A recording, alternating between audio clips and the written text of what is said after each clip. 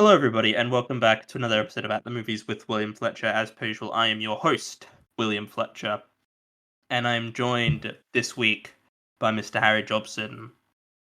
Hell, I couldn't. I was the entire build up when you were doing that. I was thinking, what am I going to say this time? Because usually it's something witty, like the king has returned, yes, he's back. But I went with hell, and then couldn't think it. Like I literally couldn't finish hello. But Hello, welcome back to the show, Harry. It's been a couple of weeks. Yes, it's been a little while. Yeah, busy we off season. Yeah, when we recorded the Christmas episode, which was actually about a month ago now, because we recorded that a few weeks in advance. No, that was actually recorded on Christmas Day. Oh, of course. Yeah, well, of course. Yeah, of course. It's still been a couple weeks anyway, yeah. But yeah, you've been in the process of moving, which is always fun. Moving, seeing family over the holidays, a lot of travel, not really to you think, travel, he went overseas. It's like, I took the New South Wales Trainlink train, and if you know anything about that train, there's not... to be honest, it's gorgeous, but yeah. So yeah, for this week's episode, it's the part 2 of the review of the year. Now, I'll preface this, I haven't quite seen everything yet, and Harry also hasn't quite seen everything yet. But I think one of the ones I haven't seen, I believe you have seen. I'm not entirely sure. We'll get to it. I believe you mentioned you had seen Venom. Yes. Unfortunately, yes. I started watching it and then I ran out of time to see it. So, yeah, but I'll talk about. Well, I mean, I started watching it and then I didn't get enough time to finish watching it. So, but that's fine. We'll get to it when we get to it. So yeah, This also probably won't be as long, just because Harry hasn't seen some of the things and I haven't seen quite everything yet. So that's fine. We'll just go through. So starting off, half of the review of the year is the Saving Bikini Bottom, the Sandy Cheeks movie. We did a SpongeBob episode tying into this. I unfortunately watched this film for that. I don't believe you saw this film. No, I'm not going to lie, forgot that's why we did the SpongeBob episode. And then when you mentioned it to me, I was like, oh yeah, that weird 3D animated SpongeBob thing. Yes, it's because to sort of refresh people's memories if you don't remember, Harry, you're a big SpongeBob guy. You like SpongeBob. I would describe myself as a fan. I think the first SpongeBob movie was really great. I thought it was fantastic, really great. I think to go out on a limb and say top 10 animated films all time. That's for me. I just love that film. Yeah, I mean, I really like the film as well. The songs and everything, the score, it's all great. Paced really well. Yeah, it's really great. And it also feels like a movie. And then there's the two other ones which are less good because they sort of go in for more of a 3D style animation, which I'm not a big fan of, admittedly. I don't think it's bad. I just think SpongeBob is a really great looking show in 2D animation, I think. Oh yeah, and I agree. Yeah, I agree. And then this Saving Bikini Bottom Sandy Cheeks film. It got leaked online back in January. The entire film just got leaked, so it was online for several months before it came out on Netflix. And then I watched it. I put off watching it because I didn't really want to watch it. I did an episode talking about it, but I didn't want to talk about it. And then it was fucking awful. I really enjoy it. I had it on while I was doing other things, and it was just not. It was not good. First of all, it looks terrible. That's a shame. The actual animation looks really poor. Because I sort of went in and I was looking at IMDb and Letterboxd reviews, and they've all got it like all the reviews are like 1 out of 10, 2 out of 10. I'm like, okay, it probably isn't that bad. And then I watched them like, okay, no, it is pretty poor. It's like Looked up some images. Mm. What? Why does SpongeBob look like? Why do any of them look like? This looks like a PS4 game. Okay. No, this is like one of the weird bad ones where it's like someone's made a SpongeBob game. This is what? Okay, sure. I mean, yeah, it's really not unfortunate animation that I'm looking at right now. It's really I really don't have much to say in it because I just didn't enjoy watching it. It was just so poorly plotted. It's like 18. It's like under 90 minutes, but it's so nothing works. Like none of the character motivation. Like Wanda Sykes is like the villain in it, but like there's all these things that get like revealed about her character, and it's just like I don't remember. But there's no time to process anything that happened, and it's like, what are we doing? Like people love SpongeBob. Like why would you not put as much time and effort into this as you can, considering how beloved SpongeBob is as an IP. And I mean Steven Hillenburg, left SpongeBob SquarePants back when like the film came out, and he's wasn't involved for anything beyond that, and they kept making it. And I mean, I haven't watched recent SpongeBob SquarePants, but I can't believe it's good. Film, I gave it a 3 out of 10. I really did not like it, and I don't give low. I feel like I'm a bit generous sometimes with my rate, but I really don't. I did not care for this film. I did not enjoy watching it. Just quickly, because not interesting that you gave it a 3 out of 10. I fully respect that. I just have a question on top of that. Would you suggest that I watch it for the sake of just knowing what you're talking about, or is it not even worth that?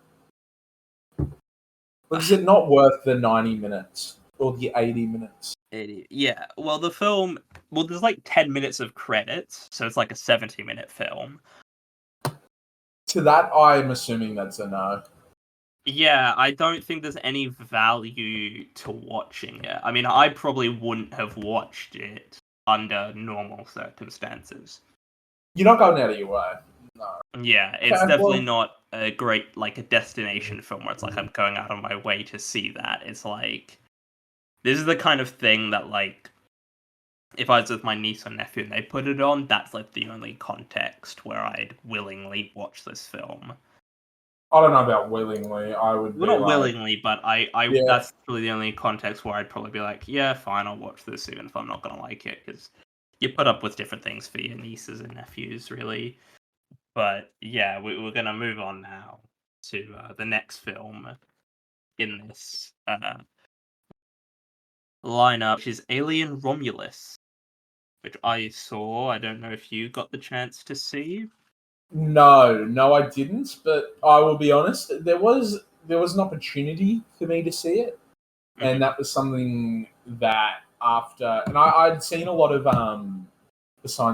behind the scenes, because there was an ex-NBA player who's acting in the film, and I believe he plays like the xenomorph human hybrid. Oh yeah. And a friend was willing to go watch it, but I just a bit of it stems from my distaste for especially after we covered the entire Alien series. I just couldn't imagine it being worth my time. But also at the time I was pretty busy, and it was, do you want to say Alien 1 Romulus? And I was just sort of in and out, and I'd already heard a bunch of reviews. So I missed it. But I've heard that it's not actually awful, but it's I would love to hear your opinion. Yeah. So I was very excited for this film. I went in with very high expectations. I like the Alien franchise, like on the whole. Like, there's some really, really bad films in the Alien franchise, but there are also other ones that I really like. The original Alien is a fantastic film. Like, we talked about this in the Alien episode. The first Alien film is fantastic. Like, we're both really, really big fans of that first film. Or at least I remember you being a big fan of it. I'm not sure if The first films? the first film, yeah. Yeah, the first film, yeah, I was a fan of the first Alien film. Yeah. And then yeah, I liked Aliens, and then yeah, we don't need to talk about what comes after. But I was really looking forward to it. I really like Fede Alvarez, who's the director of it. He did the uh, Evil Dead 2013 Evil Dead film, Don't Breathe, which I also thought was a really solid film. So yeah, I went in very high expectations. How much do you know about the film? Because I don't spoil and you don't if you haven't seen it. I've gotten a pretty rough, almost entire summary. So you're free and open to speak. Okay. Well, so I saw a review on like Letterboxd where they basically say there's a character who comes back who's like a dead actor who's been resurrected with CGI. And I'm like, right, well, it can only really be this character. And I was like, that's so irritating. And I'm like, I'm not a fan of that. I don't think we've ever talked about this before, but I don't really think it's right to resurrect it. I mean, I don't know where you learned on this because I don't think we've really talked about this before. Debate. I just think to me, I think it's a mixed bag. I think in situations it can be done quite well, but with use of AI and digitally recreating, especially an actor who's passed, it to me shows almost complete disrespect to their ability as an actor, as a performer, as an artist to copy or to mimic their work without, or not even mimic their work. It's their face. It's them. And obviously would need.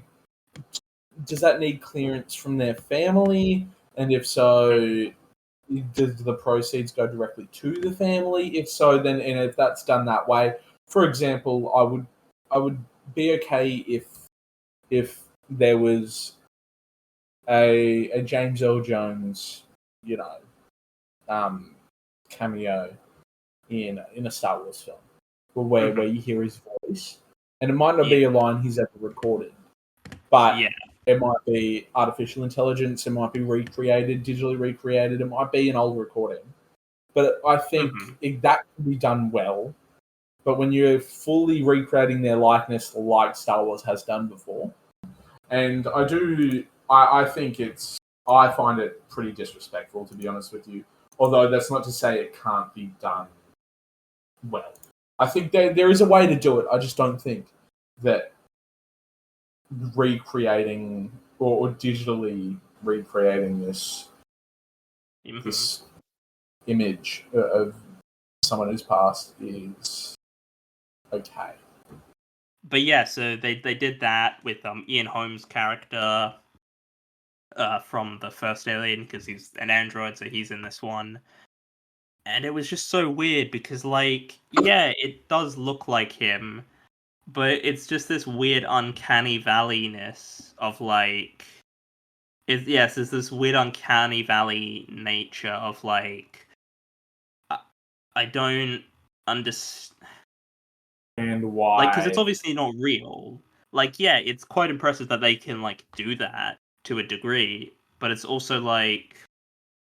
It just doesn't look right. It's like how in the sort of Mandalorian they had like a young Luke Skywalker, and it's like that just like yeah, it's impressive they can do that, but it also just doesn't look right because it's like clearly not like it's like I know it's not Mark Hamill, but it doesn't like blend over into this like well just because I know it's not Mark Hamill doesn't mean I can't believe it's Mark. Like it's this weird uncanny. So that it was just very distracting for me to watch the film and to like have that and to just be watching it and just being like every time it cut to him or he was speaking and having dialogue, it was just like this just doesn't feel right.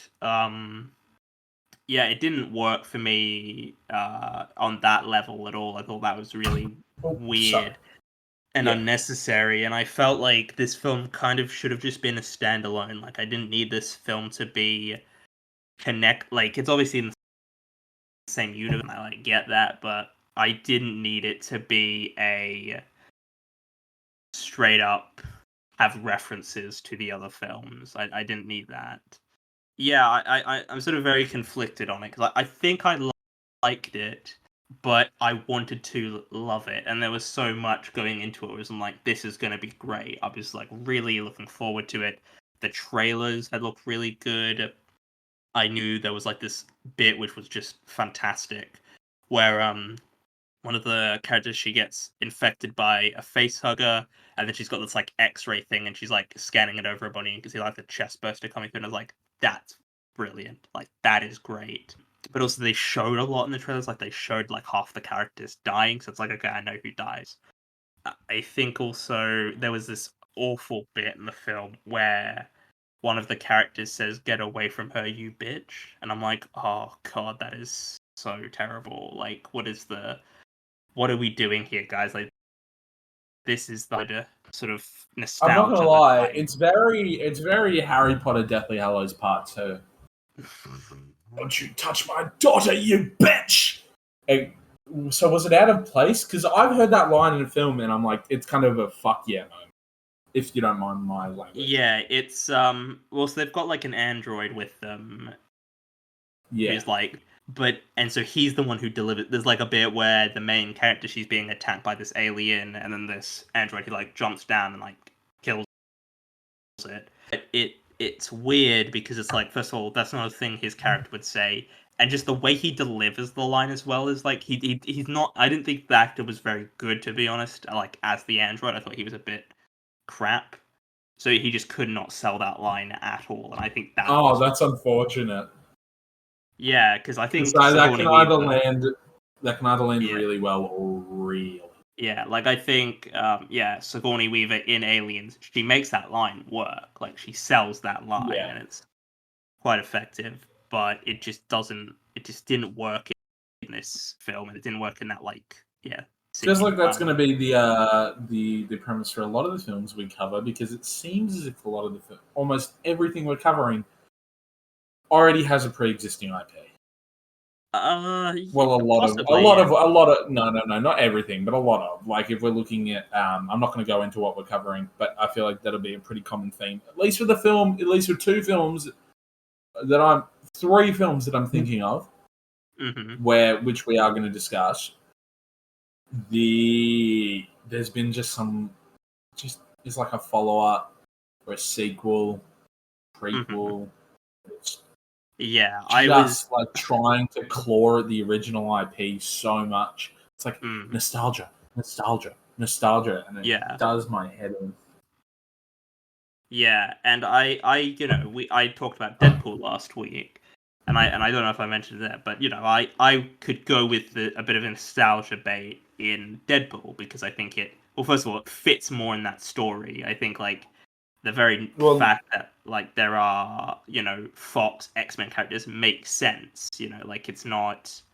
Also, it not only does it make sense because the Fox X-Men characters would quite literally be pruned, but also Marvel's kind of the environment too. Like when you've had, because the comics are so, nothing feels. Some things obviously do feel shoot in, but when you have Tobey Maguire jumping out of a portal, or Chris Evans saying "flame on," not saying those two are the same thing, but it's like, yeah, that would fully happen in the comics though.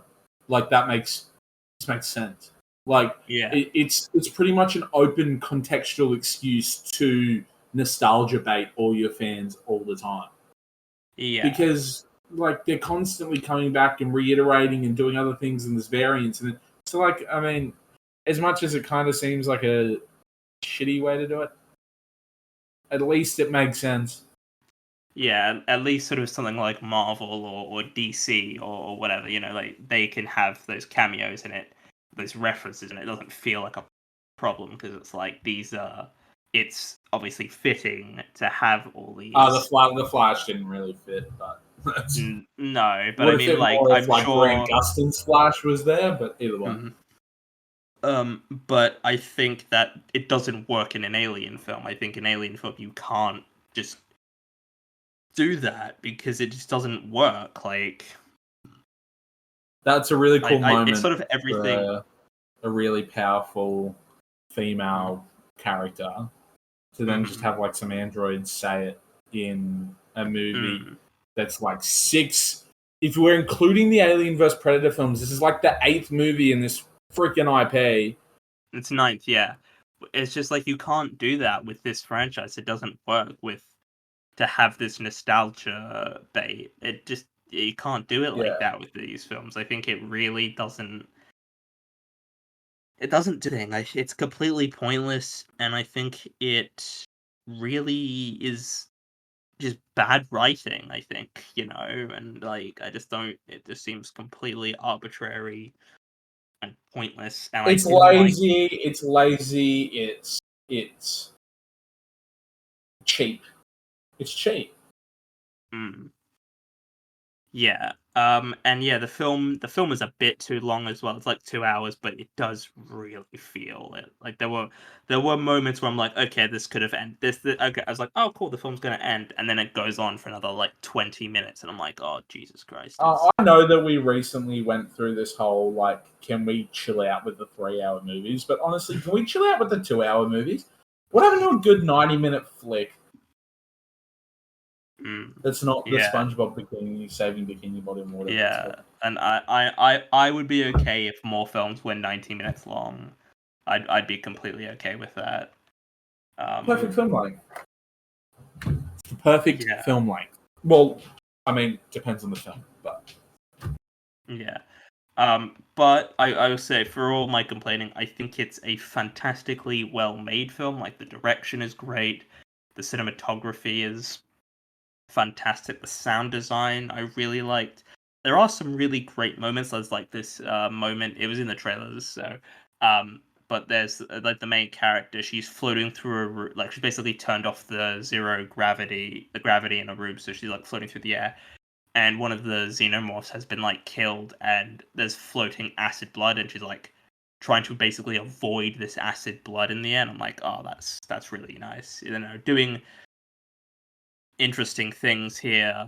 um but yeah, I expected a lot more from this film, and I wanted it to be great, and it wasn't. It was like, it was good, and I liked it, but I was expecting this to be amongst my favorite films of the year, and it wasn't.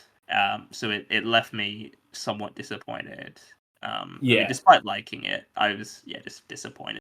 I give it a 7 out of 10, which, that it's still one of the better Alien films. But I mean, we talked about some of those other Alien films, and by God, some of those other Alien films appallingly bad. Like, if you want to hear us talk about the yeah. Alien films, go back and listen to those. But Well, there's an episode but where we complain for like 2 hours. but we move on to Beetlejuice, which I also don't believe you've seen, but you're also not a Tim Burton fan, so I also haven't seen Beetlejuice, yeah. I mean, I don't. so Yeah, I mean, you don't really care for Tim, but you've said before, and I think we've talked about this before, but you're not a Tim Burton guy, really.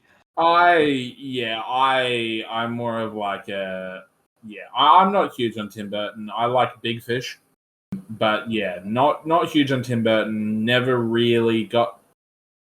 We weren't like a Beetlejuice house. We didn't really watch it much growing up. I don't know if you are a bit like, if there's such thing as a Beetlejuice house, but yeah. So I didn't catch this one because I wasn't going to watch Beetlejuice if I haven't even watched Beetlejuice.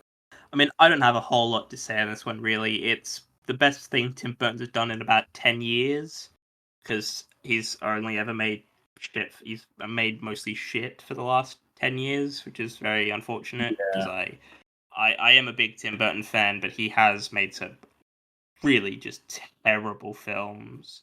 And this felt like he actually cared about a film he was making for the first time in a long time, which is good.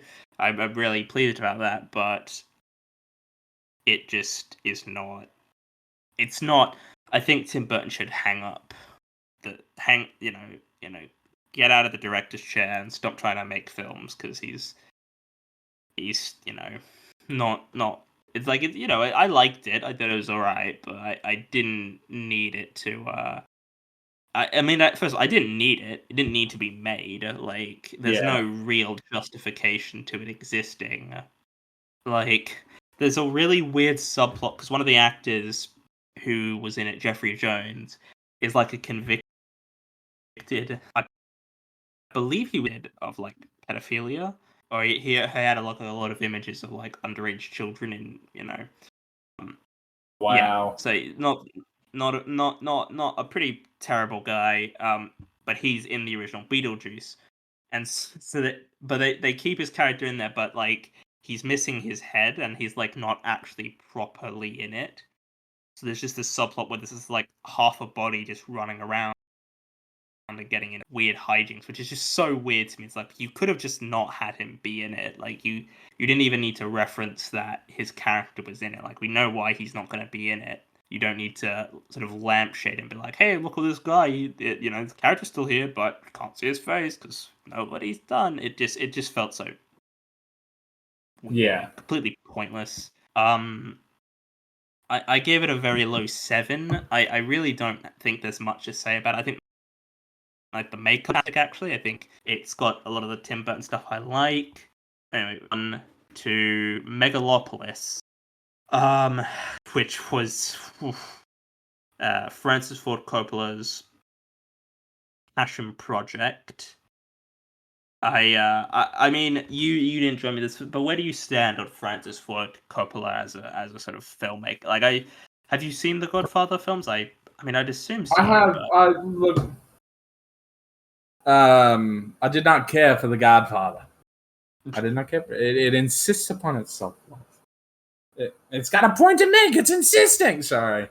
But it does take forever getting in, and then they're sitting on the easy chairs, and I've never even seen the end of the movie. I actually have watched The Godfather all the way through and part 2. It was one of those things that when you make the decision at a young age of like 12 or 13, you're going to be a film bro. Mm-hmm. You watch it. I watched it. I thought, yeah, this is pretty good. It's a lot of dialogue. It's incredibly dialogue, but it's pretty good. But by and large, I have quite a few that filmmakers in particular that I am a fan of. And yeah, it's not that I'm not distinctly not a fan. Again, I don't hate The Godfather. I can obviously see their merit and why they're incredibly good films. I'm not chucking it on a Saturday night, but that's because it's The Godfather. I know Apocalypse Now is incredibly highly regarded, and I know that he's done work with one of my favorite actors, Matt Damon, in Rainmaker, The Rainmaker, something like that. Okay, maybe I'm not entirely sure. Let me check. The Rainmaker, yeah. It's like a illegal movie about insurance or something. It's been quite a long time. I don't even know if I actually watched the whole film. If he is releasing something and it's highly regarded and it is, I will make an effort to watch it. But I'd already heard quite a few things about Megalopolis. Megalopolis. What is it? Megalopolis. Yeah. An anemone. But yeah. I like Aubrey Plaza. I like a lot of the cast, like Adam Driver. I might watch it one day, but I heard that it's long. Well, it feels long, and that was enough for me to not give it a miss. I didn't purposely miss it. I just didn't make an effort to try to see it. I hated this film so much. I thought this film was awful. I'm not a big Francis Ford Coppola fan at the best of times. Like, The Godfather is fine. Like, Yeah, see, that's what I was like. I can respect it. I respect it, but I'm like, eh. I'm like, eh. It insists upon itself.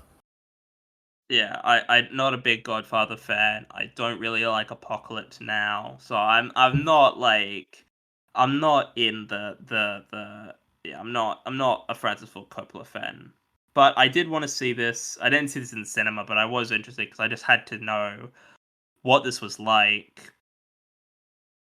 It is just and I heard it was absolutely insane.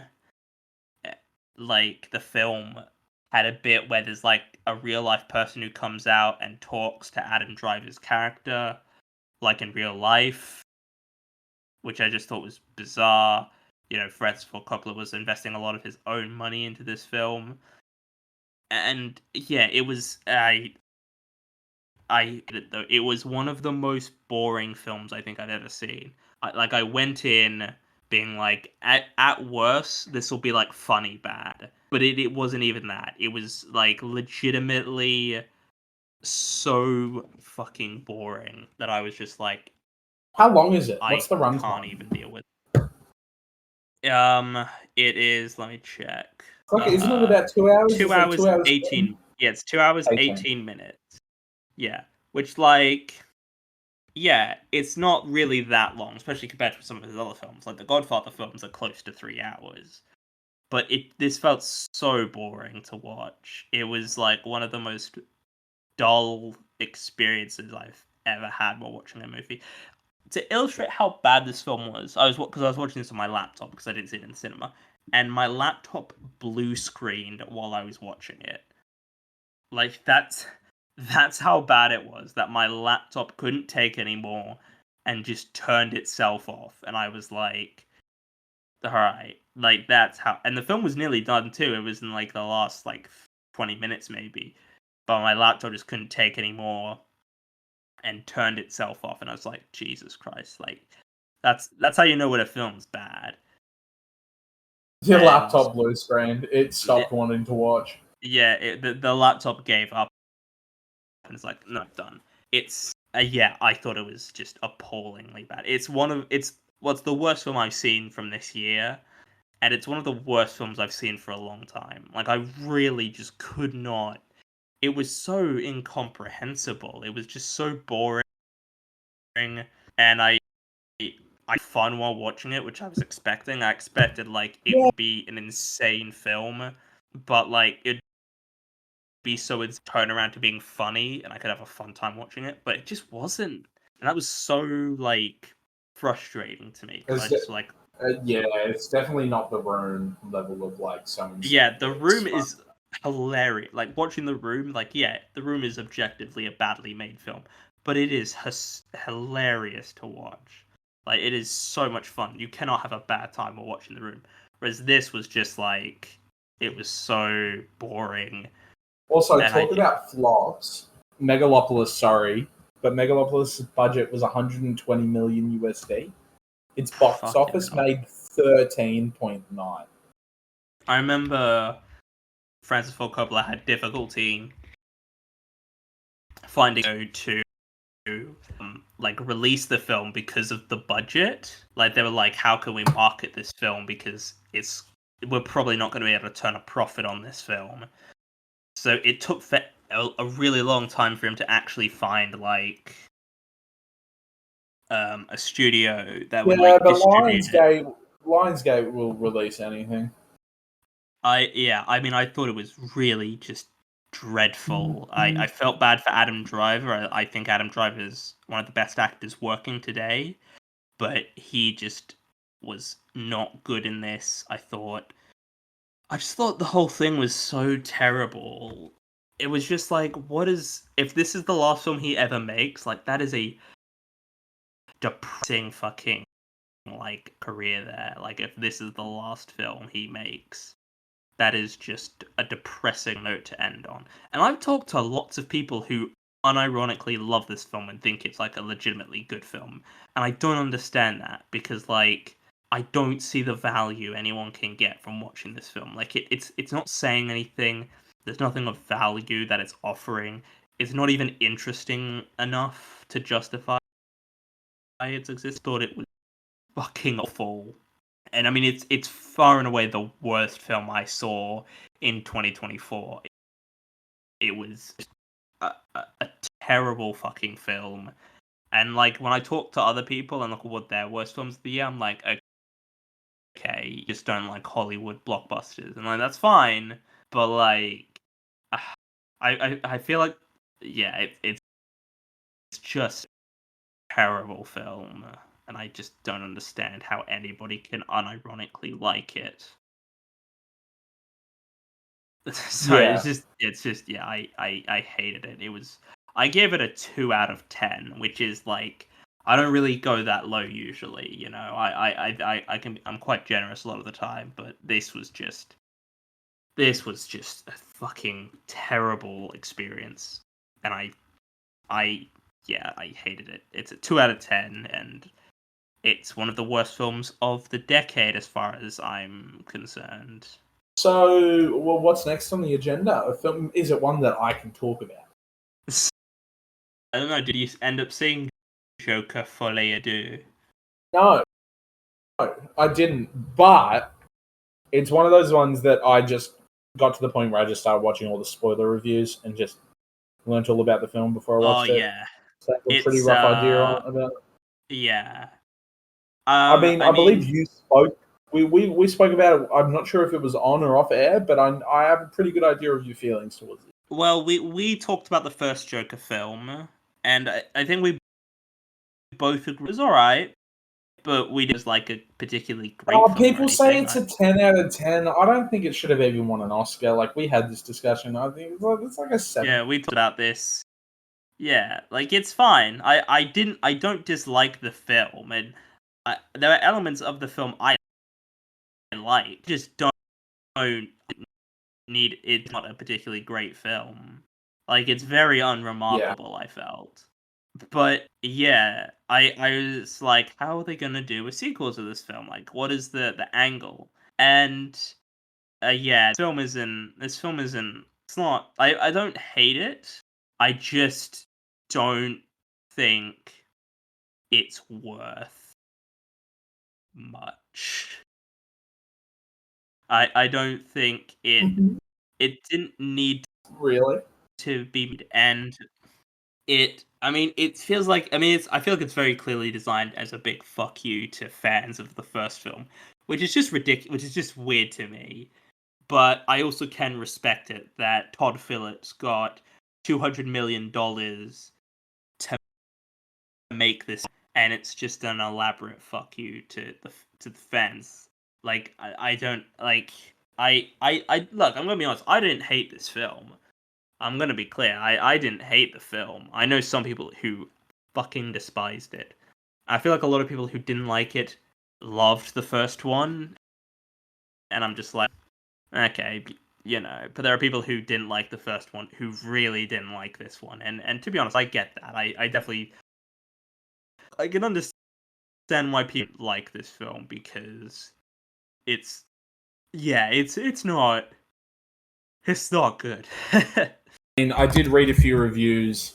I didn't go completely in depth, but they did just kind of discuss their grievances with the films, what they the grievances with the film, and what they liked.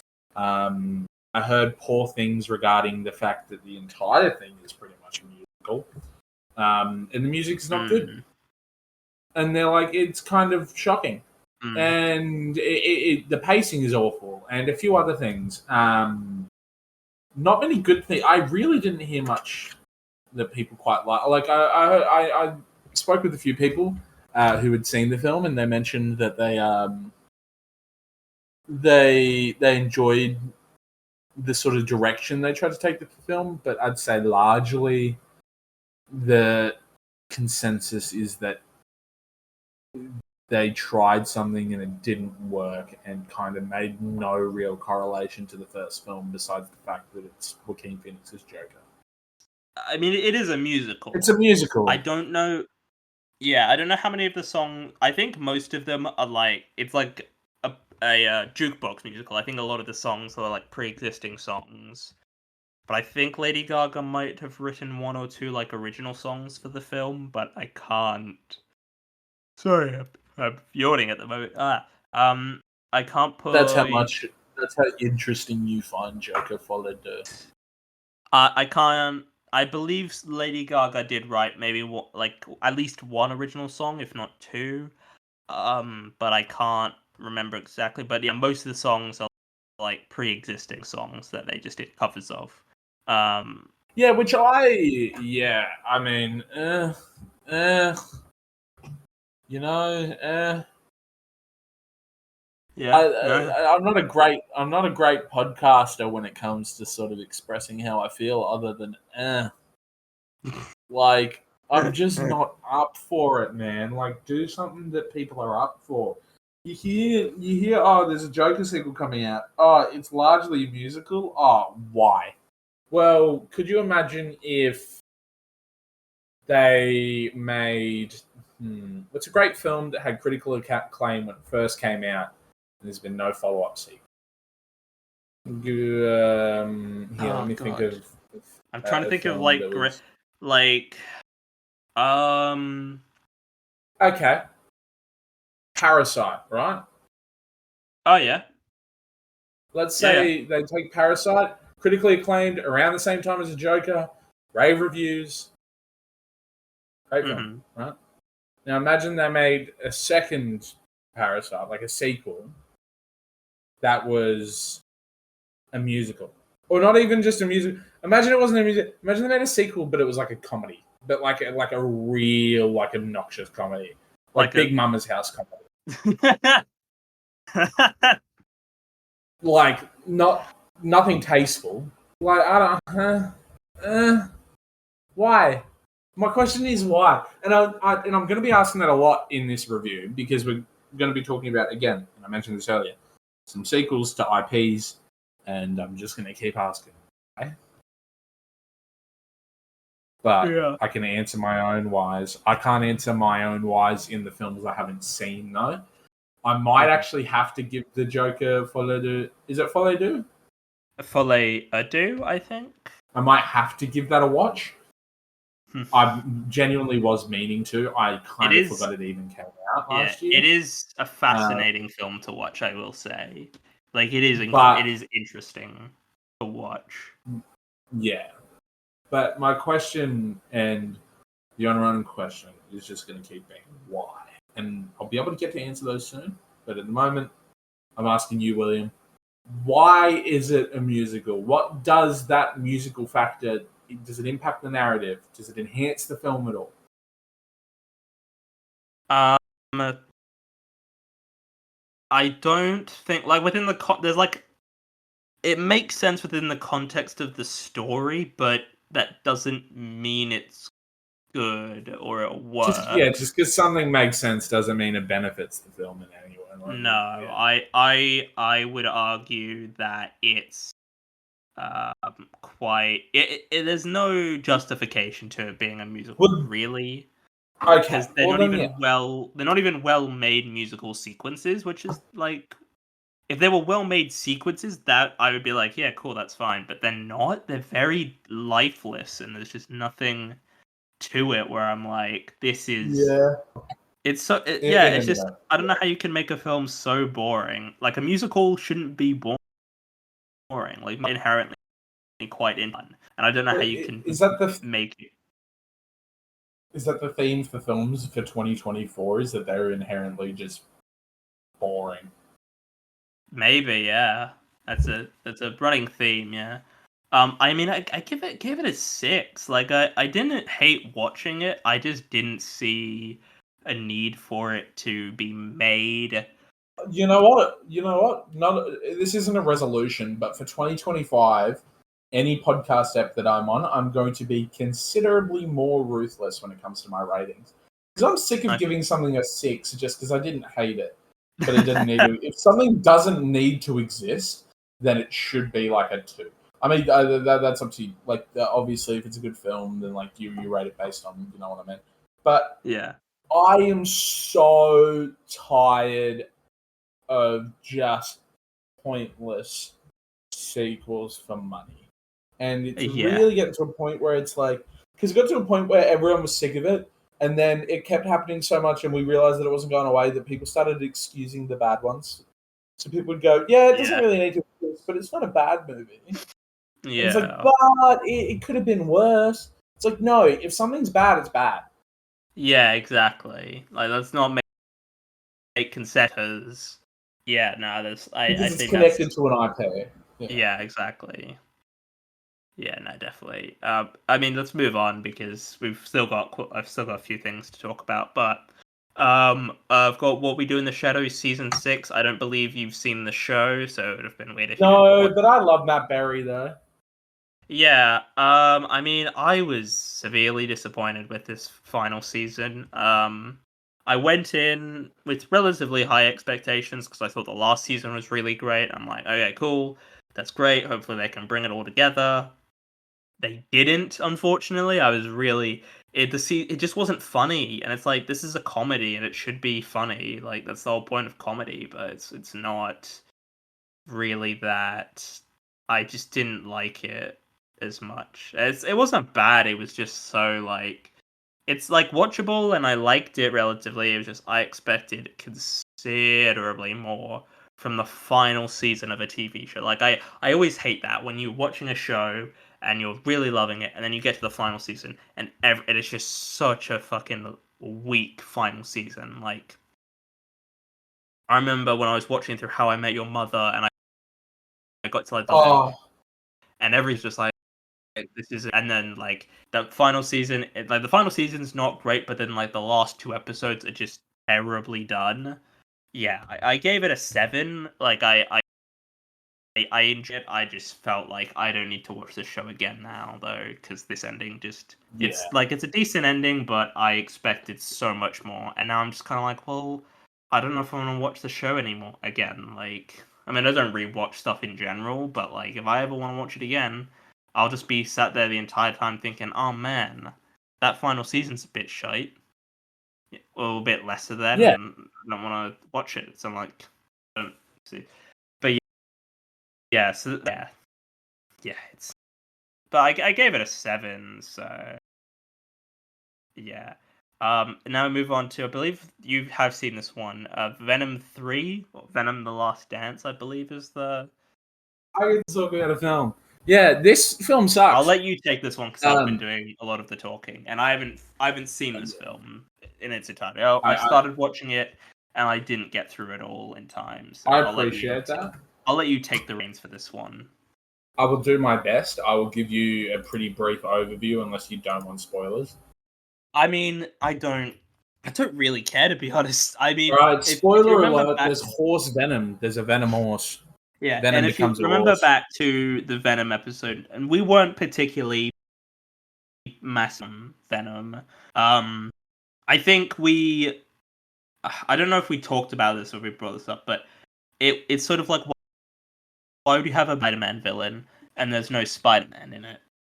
Like, I just didn't see the point in Oh, that. well, and that's exactly the case as well. They do look. The film does do. They hinted it. You know, they go like. Also, firstly, two things. In this film, there are two great actors from Ted Lasso. Again, I'm not sure if you've seen the show, but both Juno Temple. I love Ted Lasso. I know Ted people. Lasso is one of my It's cool to favorite hate on. shows. I know it's cool to hate on Ted Lasso now, but I really like it, to be honest. It means a lot to me. I love that show. Yeah, I think it's a great show. Yeah.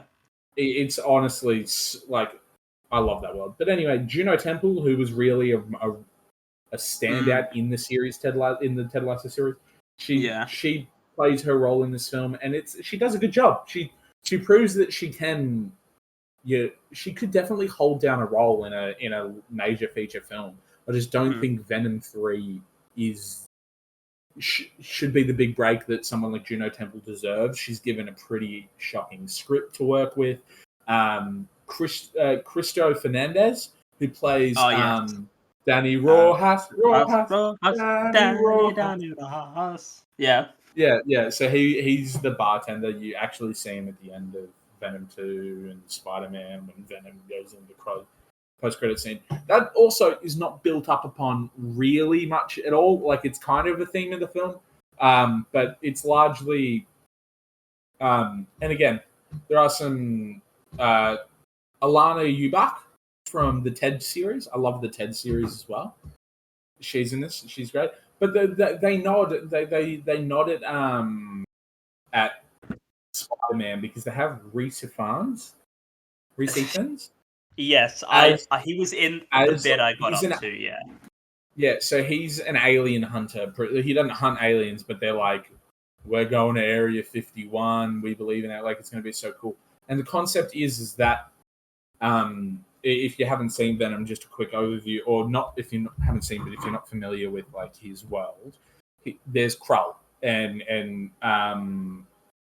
there's Null, and Null is a villain, which is I believe played by Andy Serkis. He does a good job.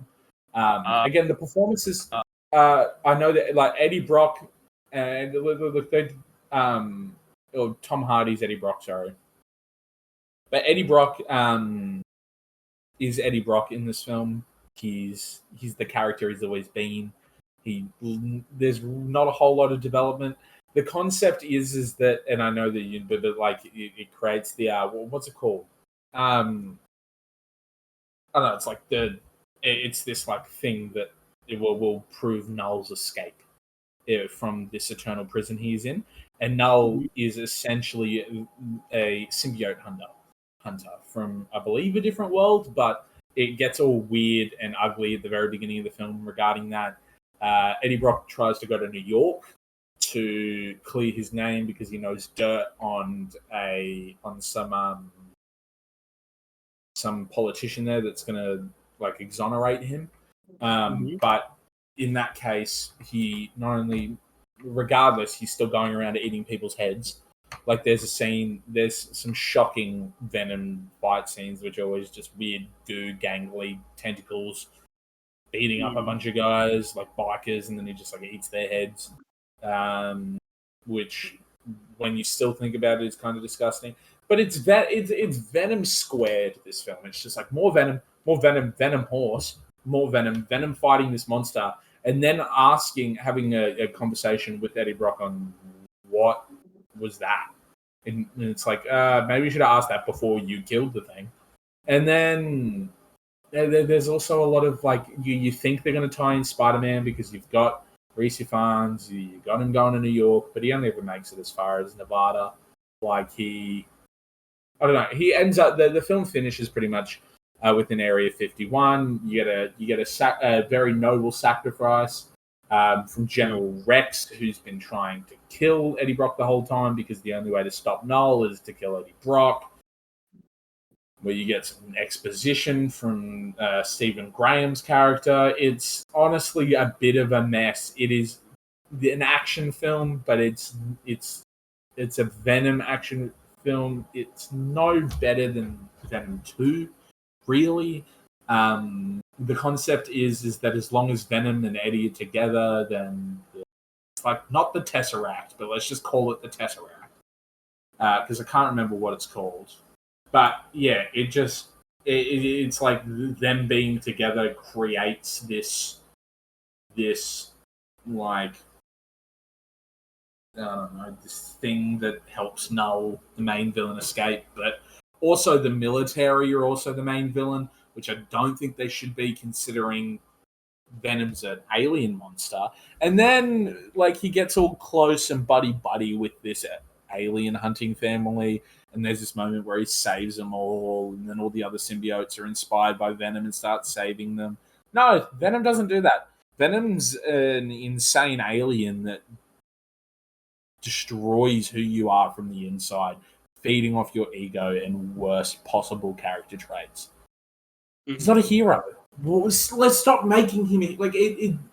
It really upsets me as a Spider-Man fan, which I know might be the most virgin sentence anyone has ever said. But I just mean that, like, as a Spider-Man fan, this is trash. It's just, can we stop doing... I understand they get They get to keep the IP, but I'm not keen for Craven. Venom sucks. Morbius sucks. Venom 1 was good because it was funny. If you just made Venom 1 and then didn't do a single film after that, I would have probably held it in pretty high regard. Not as a great film, but just as like a good watch. No, it's a good way to kill an hour and a half. Maybe 2 hours. But I really struggled not to not see any merit. There are funny moments. It's just the jokes. It's all like, and it was a similar issue with Deadpool. Not in the sense that Deadpool was the same level of shit as this, but it was just that like, people find this funny. I'm just gonna drill this into the bloody ground. I'm just going to keep doing the same formula for 3 movies. And it starts to get tiring, but at the end, there's a Venom sacrifice, and it's all this sort of this, and this. Never forget me, Eddie. Blah blah blah. But I'm like, so we have 3 Venom movies and not one single Spider-Man. There was like a clip of him on TV. Like, why are we doing this? This movie has no real reason to exist other than to build off the IP and to make more money, and that was the issue I was having earlier. I know we said this in the Venom episode we did, and how I wasn't the biggest fan of how they try to make Venom a hero. But I just don't think it works, especially inspiring all the other symbiotes. What goofy is that? It's the most goofy, lazy writing I've seen. There's cheap ways that he gets out of situations where it's like, oh, everyone else is distracted. Eddie Brock can escape. It happens like 5 times in this fucking movie. It's really, it's not terrible filmmaking. I have no place to sit here and say something like that, considering what have I done. And the performances for what they are, they do a really good job. Like, for an action film, again, none of them are winning Oscars, but for an action film, the performances aren't the issue. It's just the overall concept of the film. It's the overall execution, I think. Again, it's not poor. You can sit down and you can watch it and you won't be bored and tired. I can trust you that. This isn't Megalopolis. Like, if you're a fan of the content, it's just another Sony Spider-Man film. And it's a shame that some of the performances were lost in this. Again, I quite like Rhys Ifans. Rhys Ifans. How is it fully pronounced? I think it's Rhys Ifans. Rhys Ifans. I'm quite a fan. I liked him in The Amazing Spider-Man. I liked him in a film called Danny Dekche. And he's great in this as well. He plays this certain like soft role that I really appreciate. But just feels goofy as fuck. Like, and I've said that a few times. I've been on a bit of a rant, but the way I see this film in the same light that I see like the Mark Wahlberg Transformers. Like, in big action movie with recognizable IP, but nothing else really of note besides some one-off performances, which again, just they do a good job. But I give this movie like a 5. Yeah. So then we're gonna talk about Paddington in Peru, which I don't really have much to say on. I don't believe you saw this film either. Oh, it was coming out. Yeah, it came out in the at the beginning of this month here. But I didn't see a point. Like, it's perfectly fine. I think it's the weakest of the Paddington films to date, though. I didn't see it, and I'm not even that in love with the Paddington films as is. Like, I like them. I think they're watchable fun, but I'm really that invested in them. But yeah, it was perfectly watchable. It's pretty watchable from the other 2 to me. Like, they're basically on the same level. And I did enjoy it. I did watch as part of the double bill, because recently the cinema I go to has been doing re-releases for the live-action Spider-Man films. Yeah. So I had just come off watching Spider-Man 2, which is a fucking great film. Go listen to our Spider-Man episode where I talk about that. But which probably didn't help that I just come off a film that I love so much, have a whole lot to say on it. I give it a 7, but like I don't. Yeah, I'm not that in love with it really. Following that, did Gladiator, turned to Gladiator 2, which I believe this is one of the other films you were able to see. Yeah, I did see Gladiator 2. I didn't see it in cinemas. I got a copy of it through completely legitimate sources online, but I did watch it, and it was one of those. You know how we said the movie doesn't really need to exist, Yeah. and that was like a problem that I was having. Yep. Yeah, I'm having that same issue with this fucking movie. Like, again, part of my French, but oh my lord, it is. It's not a terrible film. I've heard. Look, if you haven't seen Gladiator and you want to watch an action movie, and you want to watch an action movie that kind of reminds you like one of those Shakespeare movies, not like an actual work of Shakespeare, but one of those like movie versions of a Shakespeare work, then you could probably watch this and it'll give you a similar sense, a similar vibe. It doesn't mean it's good though. Like it's not bad. Again, as a standalone action flick, gladiatorial action movie, it would get like a 6 out of me. I know the CGI fight scenes become really long in the tooth and are ugly to me, but aside from that, it just like like you could have called this not Gladiator. You could have called this like literally, like you could have called this The Show, right? It's called The Show. It has nothing to do. If you don't call it Gladiator 2 and you take out like 4 lines of dialogue, you wouldn't even know it's a sequel to Gladiator. Yeah. I mean, I wasn't like a massive fan of the first Gladiator. Like, I thought it was okay. I just wasn't that into it. It's not really my thing, the first Gladiator, anyway. Like, I made that concession that like it's not really my kind of film anyway. But I went into this film. I didn't really have expectations because I didn't really see a point in it being made, and I think I was completely validated in those feelings. There was no reason to be made. I yeah, I don't think it's like especially worse than the first Gladiator. I just don't see why it had to be made. It wasn't. I mean, I mean, it made money. It looks like it made like double its budget, which is like good. But I just didn't. I didn't see a necessity for it to exist. Like it felt completely like, why are we? Yeah, I just didn't really get the point in it existing. I thought it was very long. I'll say this: it was fucking way too long for my liking. I was getting really bored at a certain point. It's like, God, we're still going. Jesus, it's like, um, I like Paul Mescal as who's the main guy in it, but he just doesn't fit in this film. I don't know if you felt similar. I felt the exact same, William.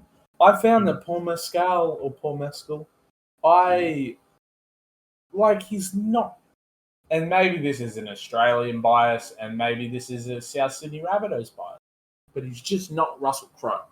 Like he just doesn't have the gravitas, and I feel like that, like Yeah, like that is.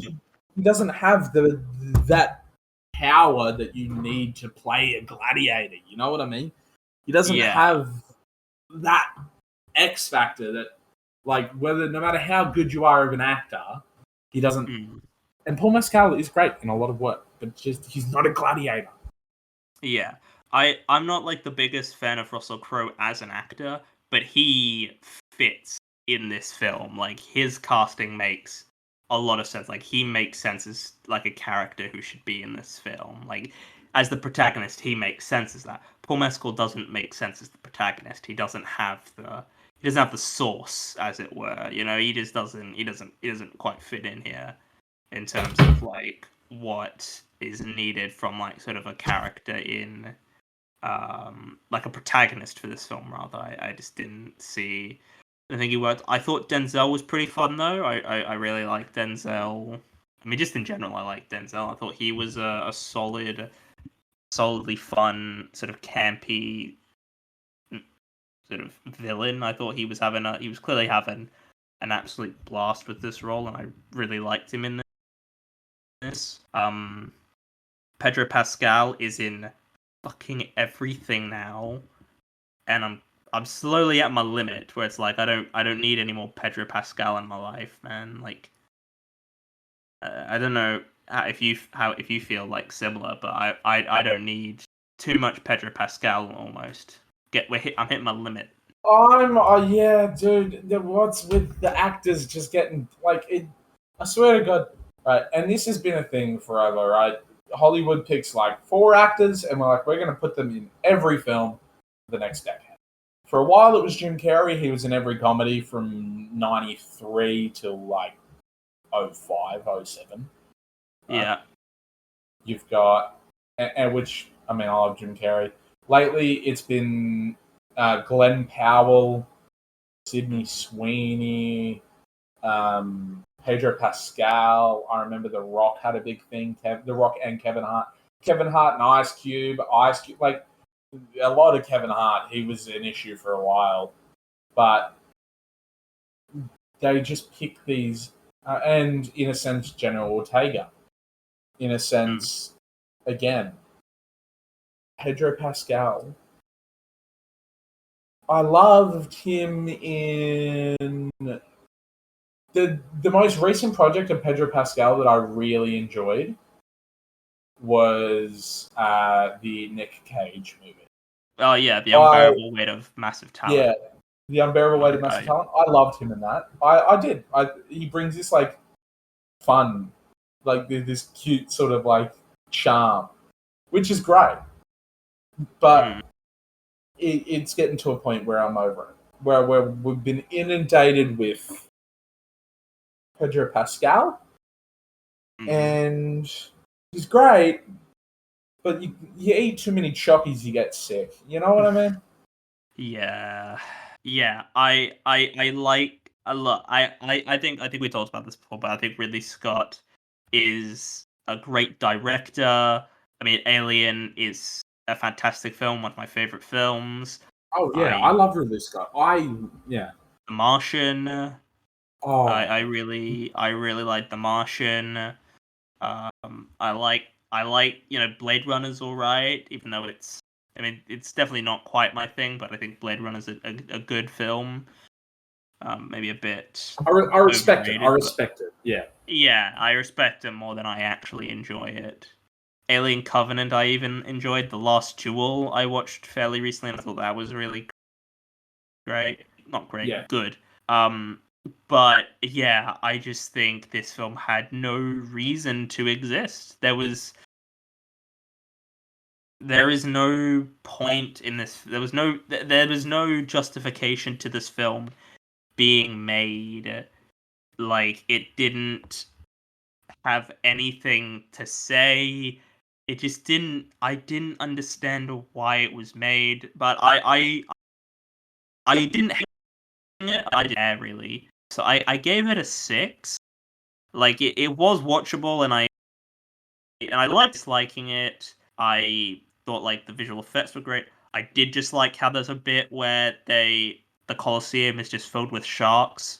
Who cares? Like I don't really care, to be honest. This is a movie that just go all out and just be mental with it. I was fine with that. No, but there was a way because, and I am a bit of a Roman Empire nerd, as most white men are. But there is like the Colosseum was flooded. They used to do ocean battles.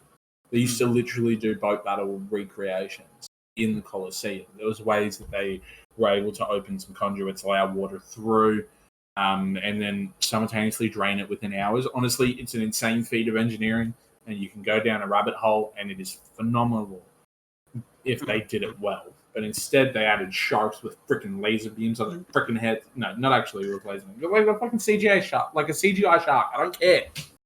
I give it a 6 just for its ability to, like, it's still a pretty good action movie. In the same vein that Venom 3 is like an action movie that you can sit down and watch and be like, yeah, this is a good movie. But yeah, we're getting close to the end of the episode. We've still got a few more films. Moana 2, I believe. Have you seen this one? Because I have seen this one. Yeah. Do you want to? Yeah. I'll let you speak first. Yeah. I was very skeptical about this film because it was announced as a TV show initially, and so that I went in with that knowledge of like it was gonna be a TV show, and then it suddenly became not a TV show, and I was like, oh boy, okay. But yeah, I'll say this: I didn't hate it. I just didn't enjoy. Yeah, I didn't think it was bad by any means. I just didn't see a need for it. Really, I thought it was perfectly watchable. Like this is the kind of thing where like my niece if you're over and I'm just like scrolling through Disney Plus and they see it and like I'll put that on. I'll be like, yeah, okay, I'll put it on. Like it's not a film I would dislike seeing again. I just don't have any desire to see it again willingly. But like it's not bad. I just didn't massively love it. And I'm a big fan of the first Moana film, I will say. Like, Huge the first fan. Moana Yeah, I love Moana. The first Moana film is one of the best Disney films just in general. Like not even of the I agree. Films. It's one of the best they've made just ever. So this is a follow-up is just kind of like but like it's perfectly fine. I just didn't care for it or need it to exist. Okay. I went into this film with the pre-notion of I hate every Sydney. No, not every single. I hate the idea of Disney just making another sequel and then a live action and then a sequel and then a live action. And not only are they already doing a live action of Moana, which is weird considering they just came out with a sequel to the animated film. I'm not gonna lie, I love this film. like wow. I can't help it. A lot of there are grievances that I have with it that I was managed to get past. Firstly, I was 20 minutes into it and there was about 10 songs. Too many songs. Disney movie, I know there's a lot of songs. Like it gets fatiguing, and like the songs contain huge, pivotal moments in the film, and it's just like you have to listen to a song that's like arguably not that great. The one with The Rock this time, so Maui's song again, I actually quite liked. I'm not gonna lie, I enjoyed it, although it felt like it went for 20 minutes. And the weird Kiwi / Australian accents that a lot of the characters have do not fit at all. Like you can like Moana and Maui, their voices fit each other. The father, like the chief and everything, the voices fit. But it is other than that, like the engineer chick and the old dude, like the elder, their voices. I understand. I think they're Kiwi voice actors, but you could have got better Kiwi voice actors. Not better, but different. I think they do a good job. I just feel like it doesn't fit their character model at all because it's like so. It sounded almost Australian, a lot of it, and like obnoxiously so. A lot of and my last grievance with it is that it's not. Does it need to exist? Does it need to exist? No. But does its existence tarnish the first film? No. Does its existence not say anything? No. I reckon that was all. Like, we didn't see any other humans, any other islands in the first film. It was Moana in the ocean. The idea that the ocean can't help her, that it's not just some fail-safe, is phenomenal, even though she's technically the demigod of the ocean now. Which is like also kind of a great moment, but kind of upsetting when you think about it because the love interest that they were building up in the whole film is going to die. Her whole family is going to die, and she's going to be immortal. So she's down to get with Maui, which is weird. It's all this like weird, like her love interest that they set up has like a huge crush on Maui, which is like really cute and I think really funny. Like because I think it's pretty meta in how people see The Rock, but it's pretty meta in the way that people see The Rock. But I also thought all this like I Heart Maui stuff on like her paddle, which becomes her tool. Look, I actually still really enjoyed it. I don't think they need to make a third. I really like the idea of it's incredibly pro-communism when you think about it. Like when you think of it, like I remember watching it and I was thinking, wow, this is like really communist. And it's like if we connect all of the islands together, we're stronger. If we share our wealth, we're stronger. If we all equally disperse resources and become one big communist community, we're stronger. And I also felt some of the story beats in the sense where she picks up the pot and it has an island, and then she like goes through all of this, and then you only see like the new islands joining at the end. Well, I liked the Kakamora not being completely just like villains for no reason. I liked them having a backstory. But I also felt like surely there's other people who were like, obviously there's other people that were calling out for those horns. So wouldn't they have gone through a similar journey? And do they not also have access to the demigod? And then I kind of got lost in the plot of like, oh, this chick's not actually a villain. She's just scary for no reason. I was like, we don't need this bait and switch again. Can we just have like, why is she a villain at the start and then just like you go through one musical sequence and she's chill again? That being said, I had a lot of fun watching it. I love Moana. I love the world of Moana. I thought that like I can definitely see how this was going to be a TV show, how they got the little crew on the boat, and, you know, that sort of thing. But I still think that it works. Moana doesn't have to go by herself anymore. They've accepted the fact that she goes out, so might as well put together a crew. Best chance of survival. And I really enjoy. Like, I think it's a fine sequel. I think it does its job. I think that like it does its job as a sequel to the film. It builds on what the film sets up initially. It gives us a new side to what they're doing quite see. Although I just feel like it could have been executed better. I feel like it feels a bit rushed towards the end, to be honest with you.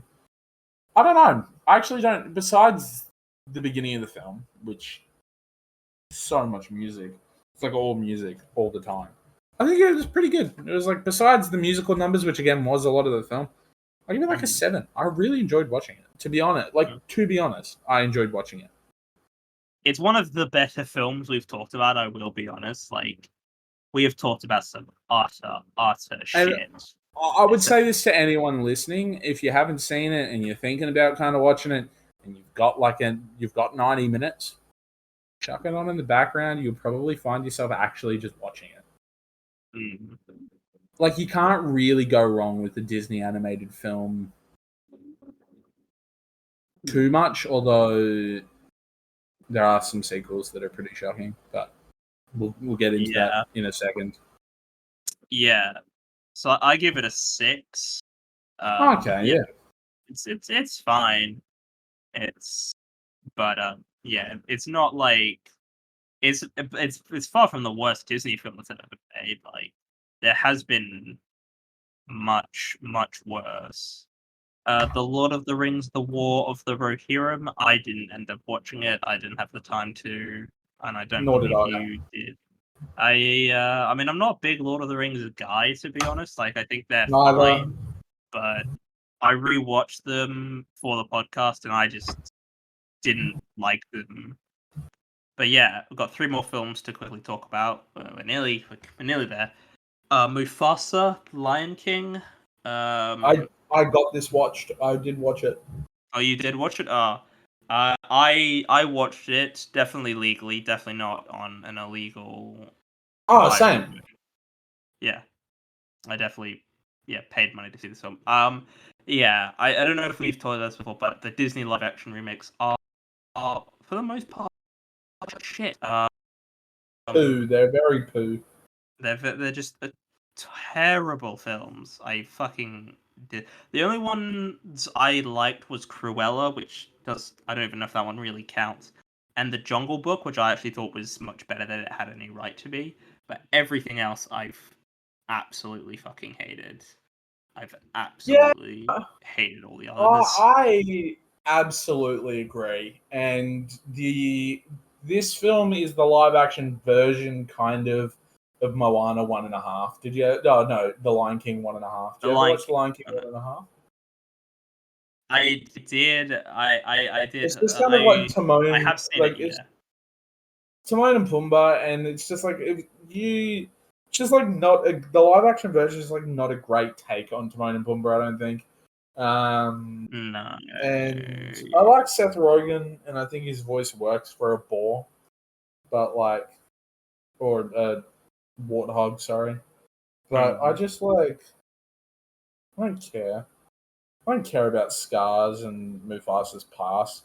I don't care that instead of just making an original film, they use this narrative device in which Rafiki is telling the story, and then they keep cutting in Timon and Pumbaa the whole time. This film, besides its budget, its overwhelming budget, really should have been a Disney direct-to-release, like direct to DVD, if there were still DVDs. Like, this is a film that like your friend has in their film cabinet, and you're like, why do you have the Mufasa movie? Like, like you're going through their movies, you're at a sleepover, you're trying to pick a movie to watch. This is when you're kids. You see like Monsters vs. Alien, Bob's Birthday, and you're like, that might be funny. And then you see this movie, and like that's how that feels. It's just like, Yeah. The whole motivation of Scar becoming like straight up evil is because he's got cucked is like outrageous. He gets so cucked in this film, dude. Holy shit. I hated this film. I thought this film was terrible. I can't imagine you were a fan either. No, I wasn't. I thought it was a waste of my time. Well, not a waste of my time. I just thought it was like, look, I have something controversial to say. I've said it before. Although I am a fan, and I think The Lion King, like, it deals really well with like grief and like coming of age, and it tells a really beautiful story. And it's a beautiful movie, and I really do like it. I think it is inherently overrated. I think that it's first really Lion good. King. Yeah, the first Lion King, like the animated. I think it's great. I think it's great, but I don't think it's. And that comes down to personal preference at the end of the day. I care much more for like Emperor's New Groove. I'm not saying that it's better than The Lion King, but it's just like I like that more. Like if someone was like, "Do you want to watch a Disney movie?" I'm putting on Emperor's New Groove. But I just don't think that like it deserved. Like The Lion King is a standalone IP. It should just be one film. The live action remake sucked.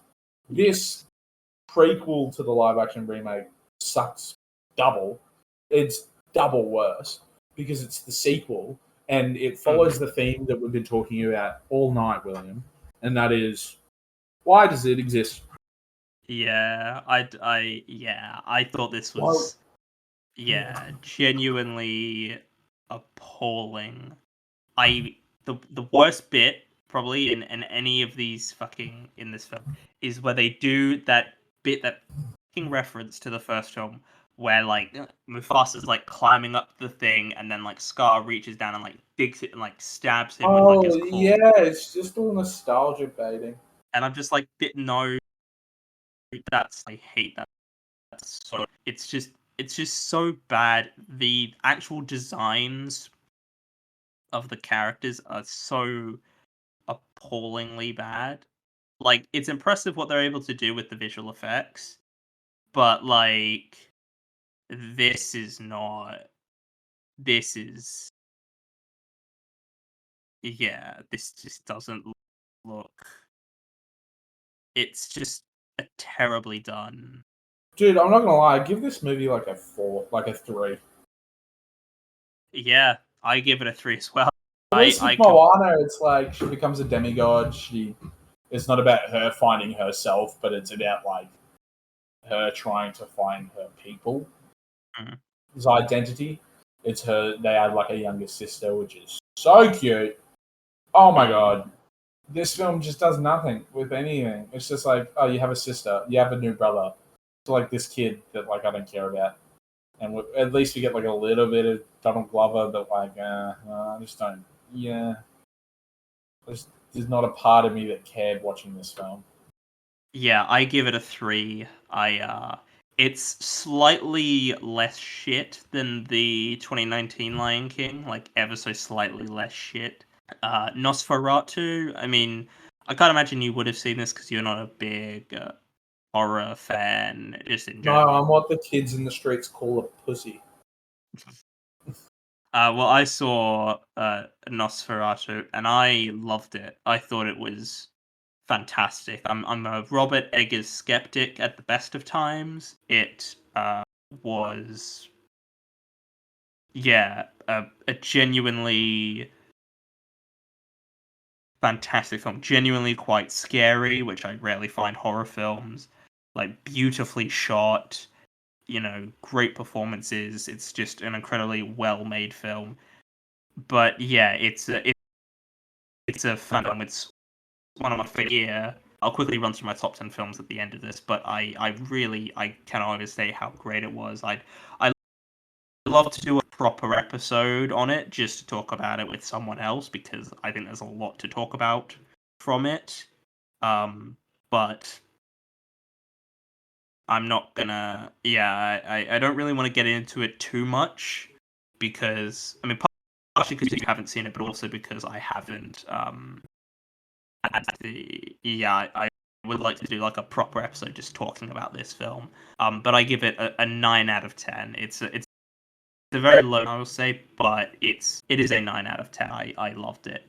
And we move on to the final film of the year, Wallace and Gromit: Vengeance Most Foul. I'll probably talk about this a bit later on. If only Barney was here, because Barney's a big Wallace and Gromit fan, and he was really looking forward to this. But he's not here, so he can't talk about it. Yeah, I mean, I was very. I don't know if I touched on it because we did an episode of Wallace and Gromit, and when we did that episode, I had seen this film already, so I don't know if I really talked about it then. But I really liked it. I thought it was I thought it was really fun, beautiful animation. I love stop motion animation, but I thought it was really fun. Definitely not as good as Curse of the Were-Rabbit, but I still had a really good time watching it, and I'll talk about this. It's probably going to get nominated at the Oscars for Best Animated, so I'll talk about it more then, but on the whole, I really liked it, and I give it a really solid 8 out of 10. I really, really, really liked it. And that is the end of the review of the year. Thank you for joining us for this week's episode. But before we wrap up, I just want to quickly run through my top 10 films of the year, if you don't mind letting me run through these, Harry. No, please do. All right, so number 10, Mean Girls. A bit controversial, that one, but I talked about it last week. Yeah. I really enjoyed the Mean Girls musical. Number 9, Nickel Boys. Most of these I probably won't say too much on because they'll probably be nominated at the Oscars, so I'll save my feelings for them till then. But yeah, Nickel Boys I really enjoyed. The Brutalist, which is a new edition, which I saw yesterday. It's a 3.5-hour film, and I really, and that's saying something because I'm very particular about my film lengths, and 3 hours was just sort of not much, but it's not really my thing, but I quite liked it. Number 7, The Apprentice. It's a bit weird to think about this film now, post the US election, because it's just a bit depressing now to really think about. But I saw it before the election, but I do really like it. It's just a bit depressing now. Number 6, Conclave, which again I'll talk about in the Oscars episode. A Real Pain, which will also be at the Oscars episode. Wallace and Gromit: Vengeance Most Foul, which I just talked about. Kingdom of the Planet of the Apes, which I talked about in last week's review of the year episode. Nosferatu, I just talked about. And Anora and at number 1 is Anora, which is my favorite film of the year. I will again talk about that in the Oscars episode. So I hope you have enjoyed this week's episode. Longer one this week, maybe. Depends, I guess, when I edit it down. Thank you, Harry, for joining me for the first episode of 2025 that you're gonna be on. Hopefully more, possibly. We don't know. We'll see how things work out. We'll see how things work out. But yeah, anyway, thank you, Harry, for joining me. Is there any final things you'd like to say before I end this? Gubernatorial. And any films you're looking forward to this year? Anything that's particularly standing out to you? Or... Anything Marvel's really releasing. Honestly, and this is gonna sound like a piss take, but I kind of want to see the Minecraft movie. I'm kind of keen for it. I want to see what they're gonna do with it. I kind of want to see it too, if I'm being honest. It looks terrible, but I do. Like in a good way, though. It kind of looks terrible in like a. You might like. It doesn't look like it's going to be unwatchable. Yeah, it looks like it'll be a mess, and that's why I'll like it. Actually, I've got here a list of my 10 most anticipated films of 2025, so I'll just quickly run through those films. Superman, James Gunn's Superman film. I want it to be good. I would like a good Superman film in my lifetime, if possible. It's asking for a lot, admittedly, but I hope it's good. Number 9, Mickey 17. I don't know if you're aware of what this is or not. No. Is it a Disney... It's about the Disney IP? No, it's made by the guy who directed Parasite. Like, this is his next film. Oh, okay. And it's got Robert Pattinson in it, and it's like about cloning, basically. So Watson plays like 3 different versions of the same character, which is, I mean, that's really interesting to me, and it looks good. The trailers look good, so I'm looking forward to seeing it. Then number 8 is, it doesn't have a title yet, but it's I'm just gonna call it The Back Rooms. I don't know if you're aware of what Back Rooms horror is.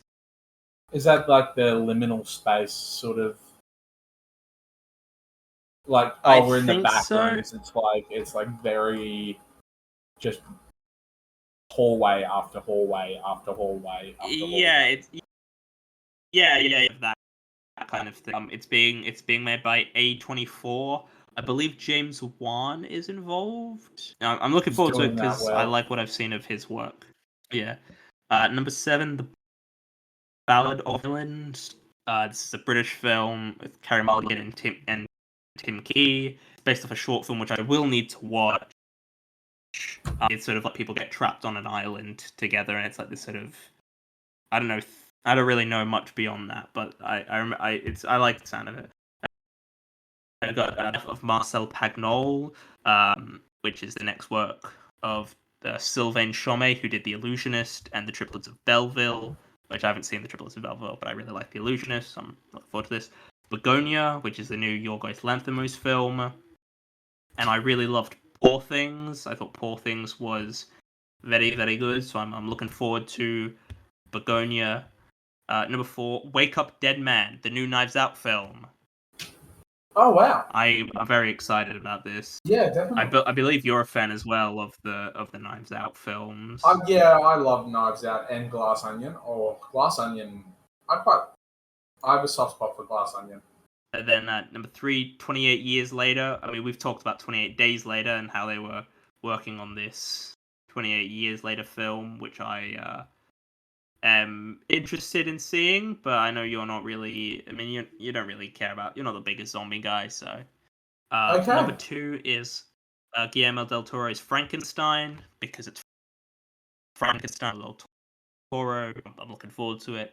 And number 1, this film doesn't have a title yet, but it is a musical made by Trey Parker, Matt Stone, and Kendrick Lamar. So, you know, Oh, yeah, definitely. That sounds awesome. Yeah, I don't remember what exactly. Let me see if I can find it. But yeah, it's Trey Parker and Matt Stone and Kendrick Lamar.